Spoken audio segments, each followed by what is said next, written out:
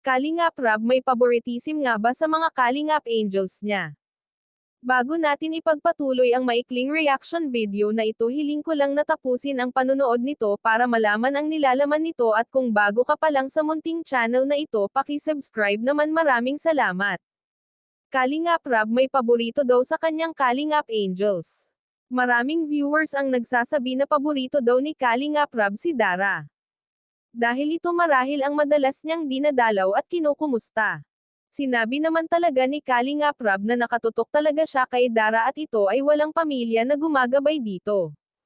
Kung matatandaan nga natin nung nagka-emergency si Dara na may tumutulak daw ng pinto niya at humingi ito ng saklolo sa mga K-boys, ay agad nila itong pinuntahan.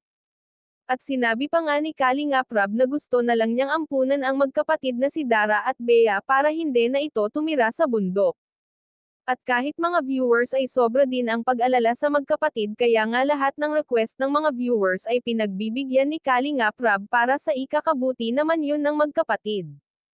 At aminado naman si Kalingap Rab na medyo nakatutok siya dito dahil nga wala itong magulang.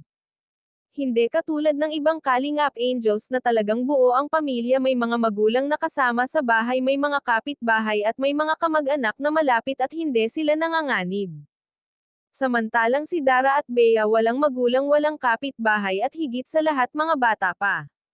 Kaya nag-aalala talaga si Kalingap Rab sa kanilang magkapatid. Lahat naman daw ay deserve niyang tulungan, kaso malala lang talaga ang sitwasyon ni Dara at alam ng mga netizen yan at mga viewers. Kahit naman sino sa ating lahat-lahat na nakasubaybay kay Dara, talagang maawa ka sa kanilang magkapatid. Walang puso lang ang hindi maaawa sa magkapatid. Hanggang dito na lang ang update ko mga ka-viewers. Maraming salamat at God bless sa inyong lahat.